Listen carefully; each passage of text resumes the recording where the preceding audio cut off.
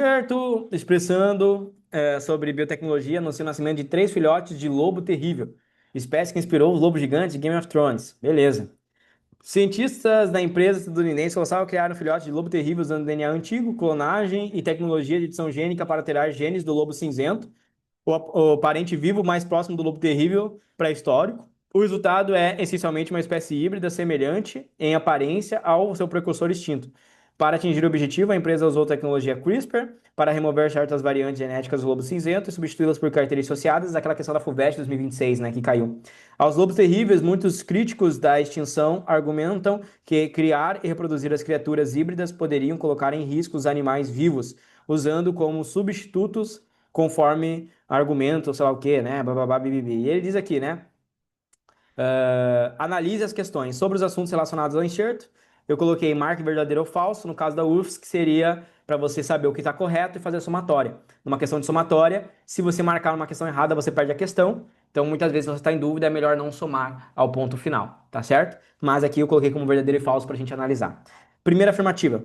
Ao modificar a sequência do DNA através da técnica de CRISPR, os cientistas podem modificar a proteína sintetizada?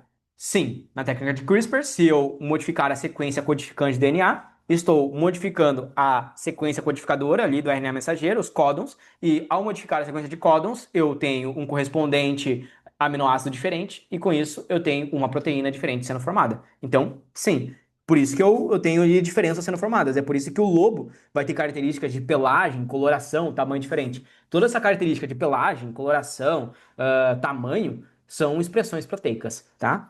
Próximo. O RNA transportador é responsável por copiar o DNA durante o processo de transcrição? Não. O RNA transportador, ele carrega o aminoácido. Ele tem um anticódon e carrega um aminoácido correspondente ao RNA mensageiro, tá certo? Quem copia o DNA durante o processo de transcrição ali é a RNA polimerase, né? Ela faz uma cópia ali, formando a nossa fita de RNA mensageiro, tá certo?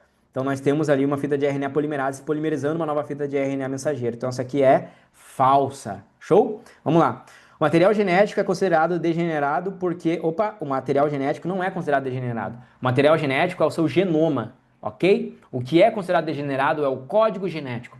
O código genético é degenerado por quê? Porque diferentes trincas ali de códons correspondem ao mesmo aminoácido.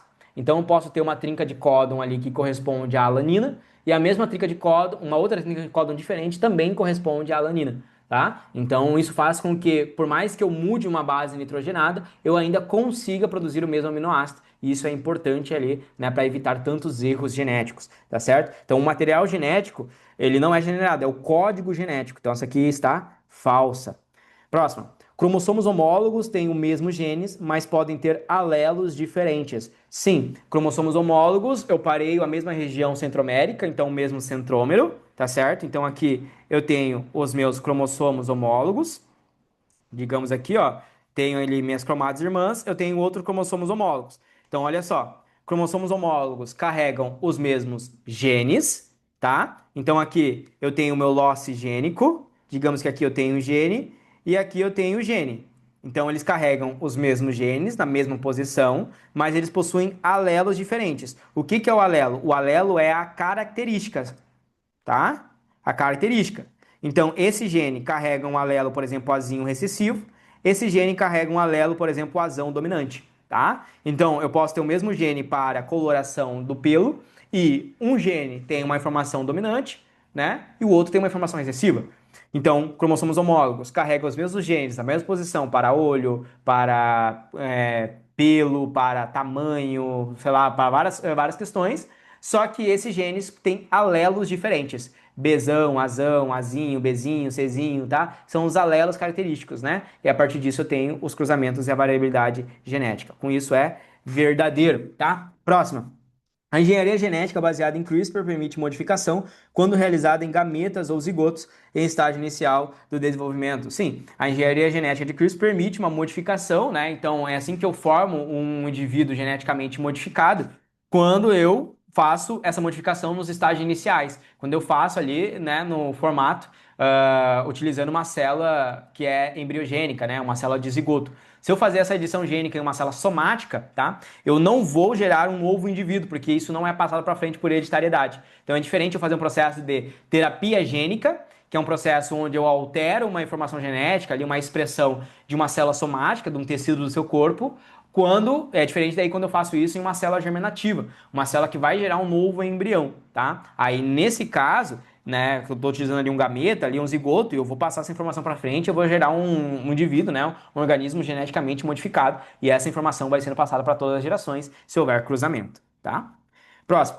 O processo de extinção pode gerar problemas desextinção. O que é desextinção? Pegar uma espécie que foi extinta há muitos anos, como um lobo gigante antigo ou um mamute antigo, e eu tentar gerar esse indivíduo novamente, criar ele novamente hoje em dia. Pode gerar problemas ecológicos, levando a questões éticas, com certeza. Primeiro que envolve você pegar uma espécie muito antiga, que a gente não sabe como ela vai se comportar hoje em dia. Segundo são os impactos ambientais, questão de não ter um predador natural, como essa espécie vai se comportar no ambiente, como será a reprodução dessa espécie, né? Se ela vai afetar ali os ecossistemas, né? Então, isso levantam vários dilemas éticos, né? Você pegar e ficar tentando trazer uma espécie de milhões de anos atrás para hoje em dia, porque a gente não sabe o que isso vai gerar como impacto no mundo e no meio ambiente. Por isso é verdadeira, tá? Então, as verdadeiras ali era a primeira, essa outra aqui, ficaria verdadeiro, falso, falso, verdadeiro, verdadeiro, gabarito, letra A.